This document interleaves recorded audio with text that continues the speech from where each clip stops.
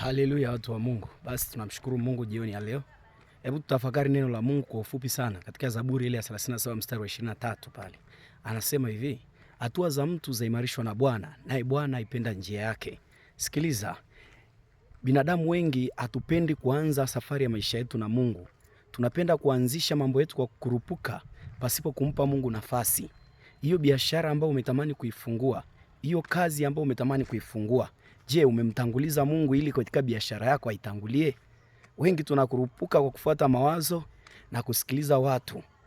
Lakini kumbe tunahitaji kwanza kila hatua ambayo tunaipiga katika maisha yetu, ya kwanza Mungu atangulie kwanza.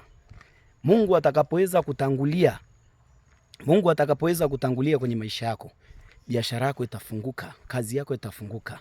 Kwa hiyo Biblia inasema kwenye kile kitabu cha Mithali pia ile sura ya 3 pale, mkabidhi Bwana njia zako na atafanya. Watu wa Mungu, usifanye jambo lako sababu una uwezo nalo.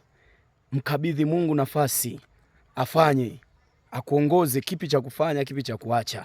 Kwa hiyo anasema hatua za mtu zinaimarishwa na Bwana, naye Bwana aipenda njia yake. Jua kila hatua ya mafanikio ya mtu huwa inakuwa na Mungu, na kama sio Mungu ni miungu. Sasa we chagua leo ni upi ambaye utakayeona anafaa kwenye maisha yako.